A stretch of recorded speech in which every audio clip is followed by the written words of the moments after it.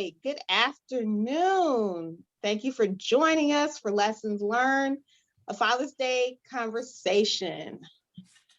I'm happy to say that we have with us today on Father's Day, my father, Clifton Kimble, as well as my uncle, James Kimble, here with us to have a conversation to share some of their lessons that they've learned. Some of the lessons that I've learned from them are also in my book, Lessons Learned, a Manual to Men Raising Daughters. But I think the most important thing is that not only do we understand the lessons that our fathers can teach us, but also the lessons of our family, the male presences of our male presence that are in our family or in our surrounding communities. They have such a big impact on our young girls when we're growing up, and they shape us into being who we are. So I think it's important to take a little bit of time to figure out who these men are that are in our lives. And I thought I'd start with my elders of my family on my father's side, which is my father and my uncle. So let's get to know these men a little bit better. For a lot of us, we think we know our family members, but Daddy, I believe you're the oldest boy in your family, right? Yes. You're the oldest son, and Uncle James, you're the youngest son, correct? Yes. All right. So can you give us a rundown of how many siblings you have and who your siblings were or are? Cliff, you're going to answer that? No, you go ahead and answer. Okay. So I have three brothers, which are older. I have three sisters who are younger. The older, of course, is Cliff, Clee, Lee. And the sisters, of course, are Every, Rose, or Rosemary, and Sherry. Now, was that the order that they were actually born in? Yes.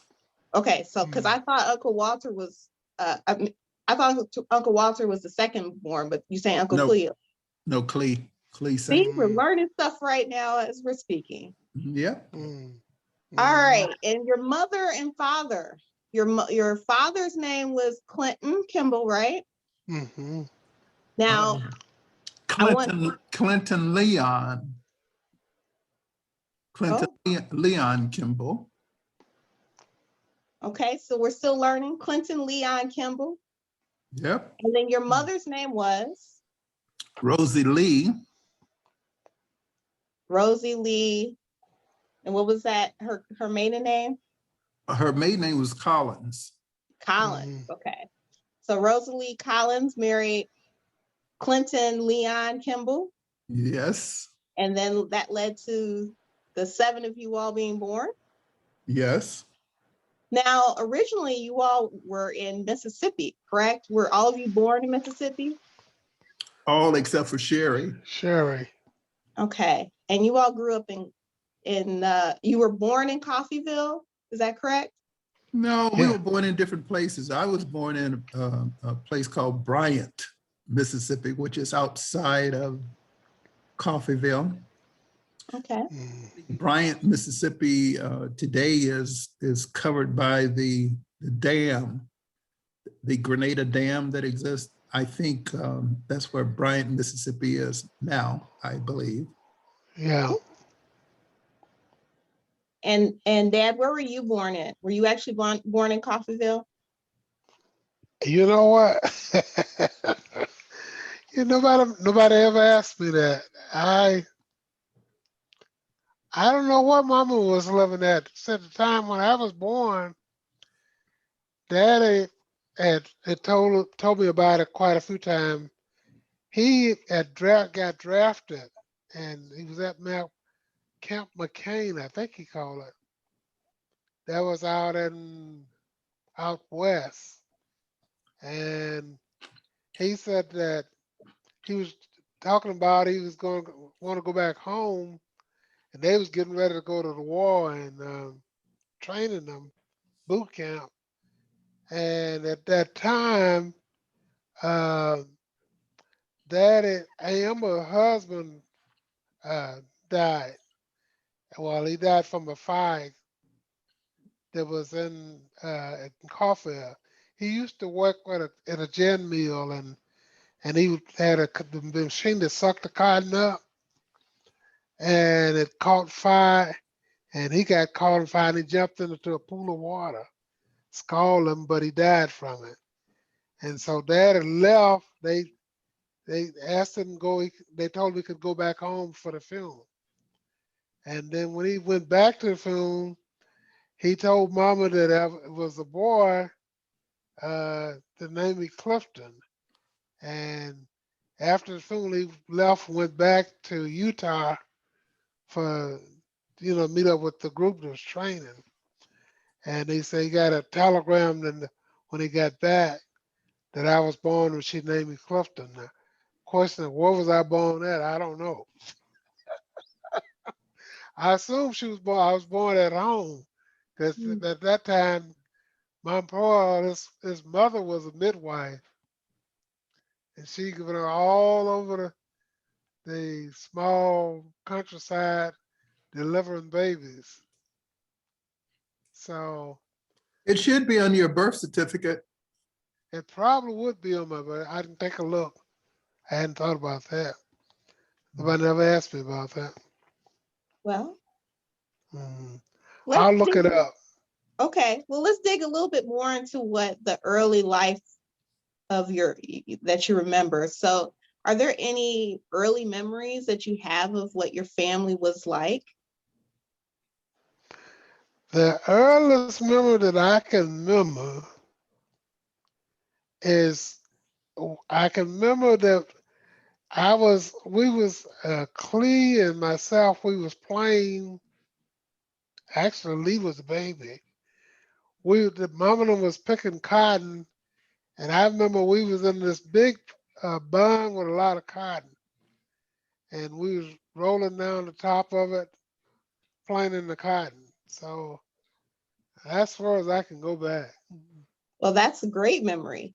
Uncle James, what's your earliest memory of your family? Well, so we moved from the South to Chicago when I was 5 years old. And so I can't put a date on this, but young,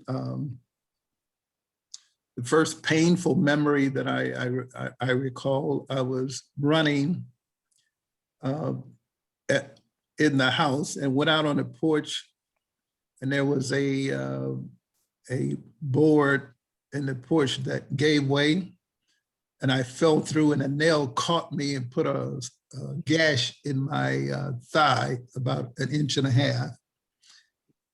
Again, I don't remember what age I was, probably 3 or 4 or something like that.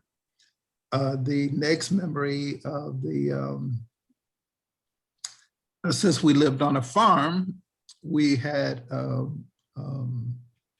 hogs on the farm, and I recall Every Rose and I, we used to ride the back of the hog. The hog was white, and the hog would allow us to ride its back. And the second memory, or third, I recall we had some cows in the pen, and I must have gone to a movie in order to see this. So when you went to the movies, a lot of Western was on, and of course the cowboys, they used to try to ride the bulls, right? Mm-hmm. So I thought, well, hey, if the cowboys can do that, I can do that too. So I jumped on the back of this cow and lasted for maybe 2 or 3 seconds before he threw my butt to the ground and almost trampled me. And next memory, and this was kind of tell you the stage of the life that people lived back in those days. I remember my mom, she was going to do the wash, but in order to do the wash, they had those big black kettles out there. You build a fire underneath of them in order to heat the water. So she took a bunch of clothes, didn't have a clothes basket at that time. Probably didn't know what a clothes basket was until 30 years after that incident took place. But nevertheless, the dirty clothes were in the closet. So she grabbed up the clothes and took the clothes out to the yard by the kettle. And I remember a big black snake crawled out of the clothes after she put them on the ground. Now, I don't know if the snake was poisonous or not. That I don't recall what happened after that, but so those were my earliest memories. But it was a memory of living on a farm and living in a rural area. And I know you're going to ask a question later about how our early memories shaped our lives. But living on a farm really, really shaped my life. So let me ask you this, the time period of being on the farm, was this, do you remember if this was when you were still in Mississippi, or was this when you were north? This absolutely. We did not live on a farm when we moved to the north. That was strictly city living. Okay. Yeah, so all of that was on a farm. I remember during the fall season, they used to go out and harvest the sweet potatoes. That's when they did their harvesting. During the summer, maybe summer or fall, remember picking cotton. I remember that they had and I don't know whose truck it was, but there was a truck that they would pick the cotton in a bale, throw the cotton into the truck. And I remember Everett and Rose, we were near the truck, and Everett said, "I don't want to pick any cotton anymore." So she fell out of the truck, broke her arm, and that was the end of her cotton picking days. Yeah, that truck, Dad had a red Ford truck, and Clee and myself, I was too short for my feet to hit the pedal on the truck, and so one day we decided we were going to drive that truck. I was driving the truck, and Clevis was on the floor pushing you had the clutch where when you start off, you put the gears in place and whatnot. This is back when you're driving manual. Manual, yeah, that's what you're manual. And Cleveland, I started the truck up, and when it hit the accelerator, it started going whoop, whoop, whoop, and because the clutch wasn't engaged. And so from there, he pushed he learned how to keep the clutch down till I got it started. And then he slowly let it up, and then we started driving from the truck. And we learned how to drive that truck. Back then, we didn't have water on the Parker's farm. We didn't have water, like where you go to a fountain now. We had to we had 50-gallon drums, and we take the drum and put it on the back of the truck and go to a spring that was right on the side of a hill. It wasn't a mountain, it was a big hill. The water ran down into it. And we go to that spring and take a bucket and fill up the gallon drums, and we fill it with water, and we come back. And now when we're coming back, you come down a steep hill. Now the steep hill, you got a regular flat road now, but because the water run down the hill, you got trenches in the road, and problem with that is when you're driving down the road, you have to stay on top of that little trench. Otherwise, you got on the bottom of it, your truck will get stuck because that deep trench would hold it up. So you got to make sure that you stayed on the top of the trench. And the only problem with that was you could put the truck in low gear, but Daddy didn't have no brakes on the truck.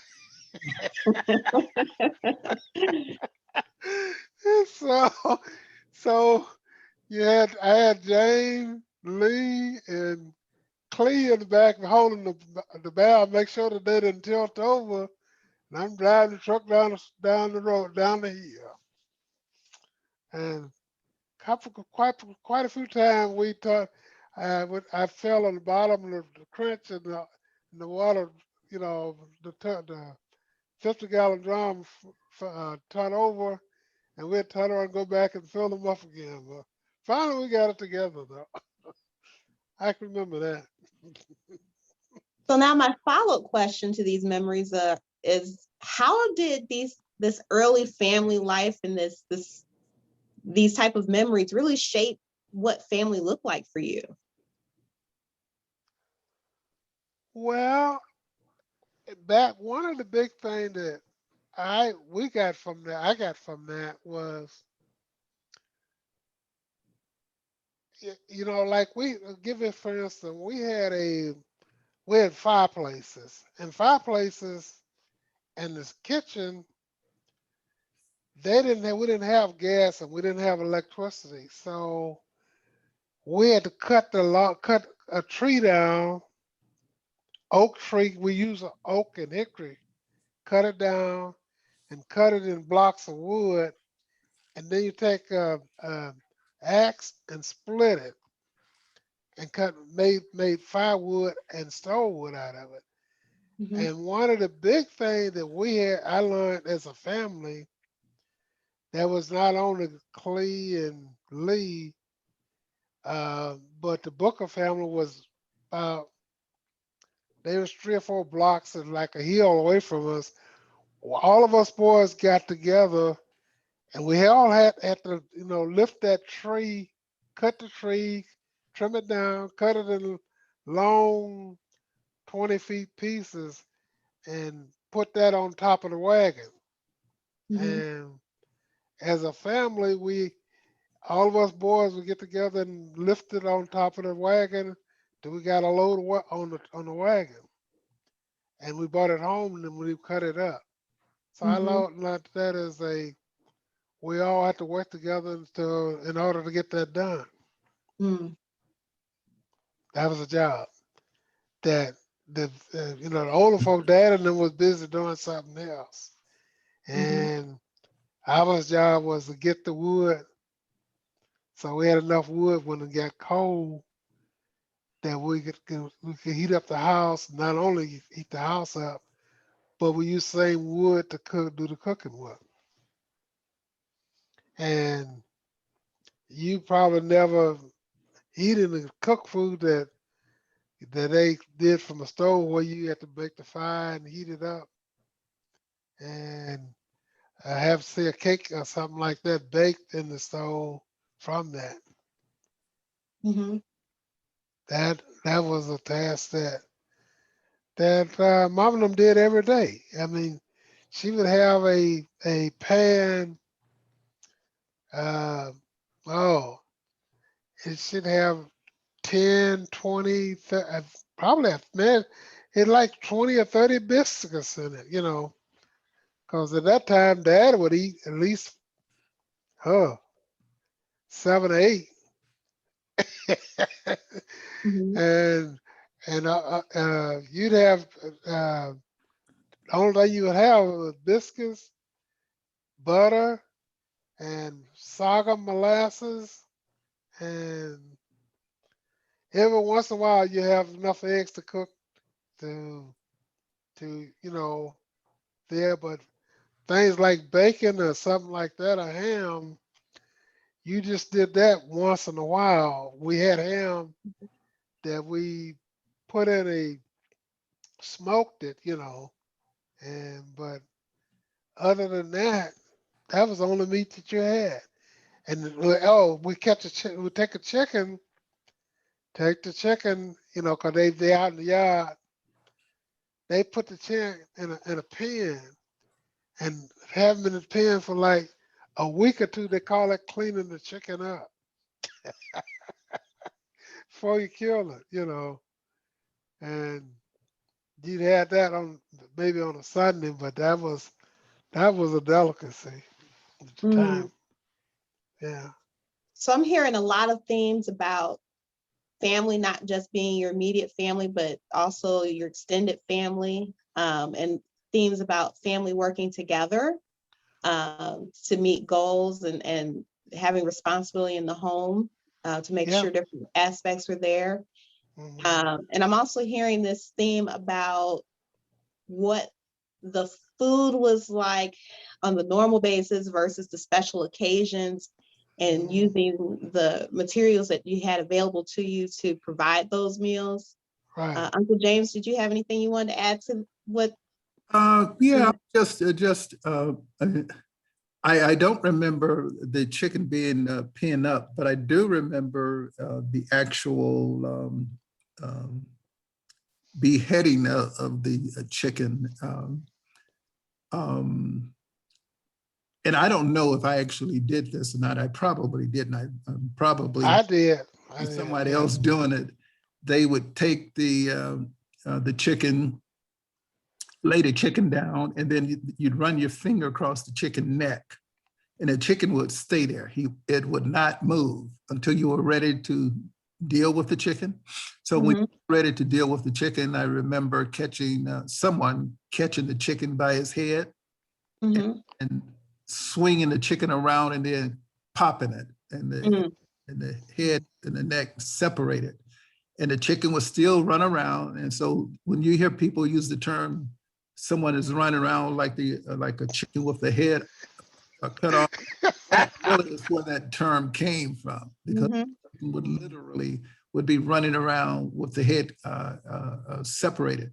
The other thing that I remember growing up in the South, uh, that little piece that I did, remember going to church on Sundays. And unlike what is experienced in today's church, go to church early in the morning, and people would bring food to the church, and then noon or Mhm. pardon me, at noon time, everybody would have picnic benches out there. They would eat the lunch, and I think when lunch, I think it was black eyed peas, and it was not like a ham sandwich or anything like that. It was a really a dinner meal. And after that service was, after the lunch was over, they would resume and have afternoon service. So going to church was a key part of our upbringing. And mhm, by the way, going to church meant I don't remember going to church in a vehicle. What I remember doing is getting in a wagon pulled by two mules going to church. Mhm. Now we could have gone to church in a vehicle, but I don't remember that. I remember the wagon. And also Well, on Saturdays. Saturdays was a big time living in the South. That's when our parents and the rest of us went to town, visit relatives, went to the movies and other things. So that was the gathering time, the social getting together as a family.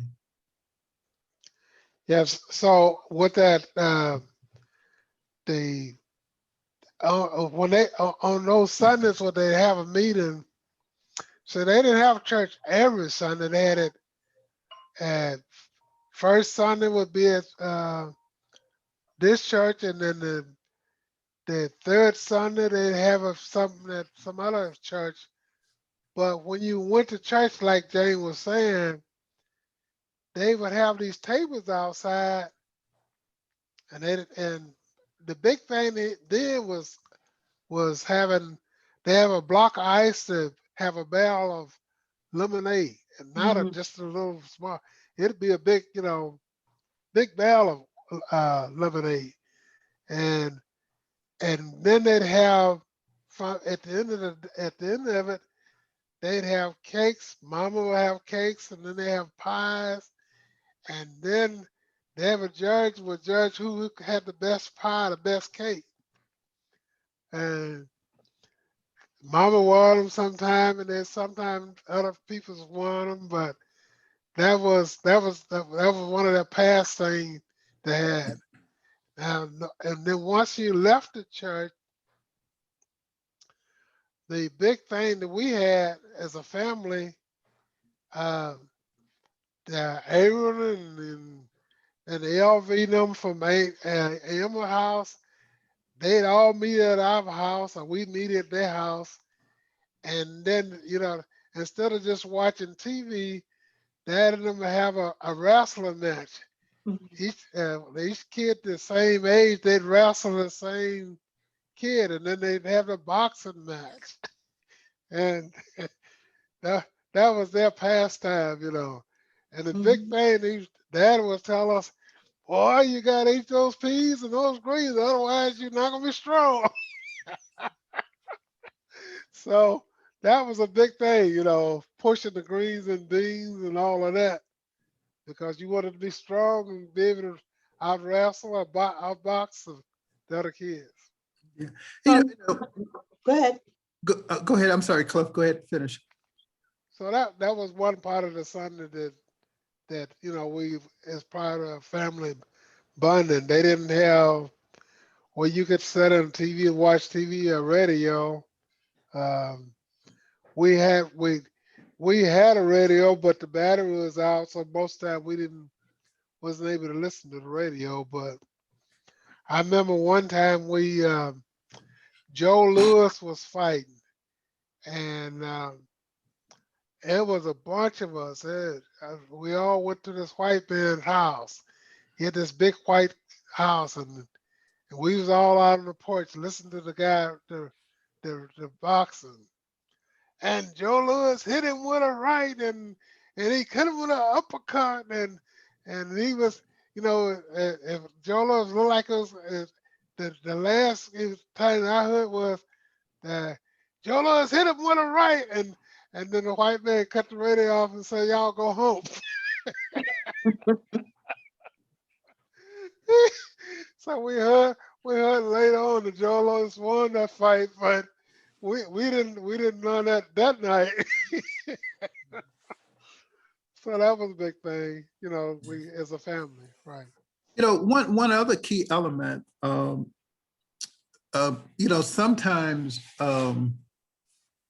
sometimes people, outsiders, and sometimes we ourselves may forget from which we came.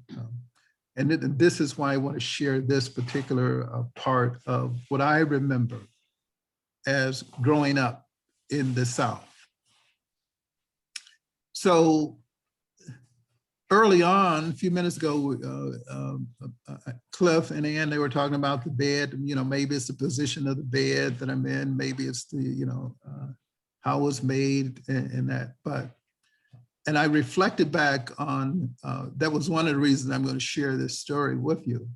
So back in the South, when I lived there, I remember my mom, they used to make their mattresses, and the way they made their mattresses, sometimes I think it was out of burlap material.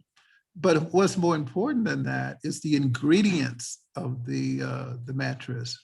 What we use, of course, we lived on a farm, right? And so part of living on a farm was, growing corn. So they would take the corn from the stalk, and they would use I think they call what they call club hustlers or whatever they call. Yeah. They would use those to fill in the mattress, and that's what you slept on. And I think occasionally, I don't remember this that often, but occasionally there may have been cotton in those mattresses, but I don't think that cotton was for us. Maybe my mom and dad, they did that occasionally, but I remember the corn hustlers. That's how we, that's what we slept on. And so the other significant thing about growing up in the South,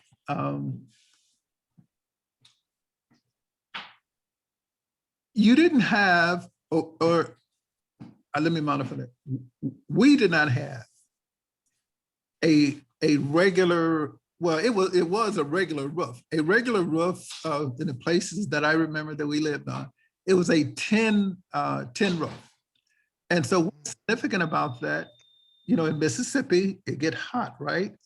And we didn't have the insulation to absorb the heat. So when the tin roof heated up, you felt that inside. But the other thing about the tin roof, whenever there was rain or hail, you could feel it. I mean, not feel it, you could hear it, like people throwing a ball top of the roof. I mean, that's how loud it was.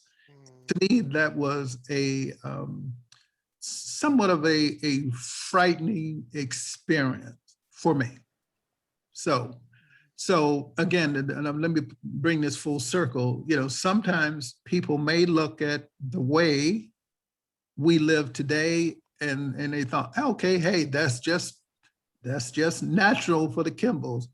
It was not natural. My father, he worked multiple jobs, and he had principles and philosophies on what work was all about, and that is, I incorporated a lot of his work ethics in my own being.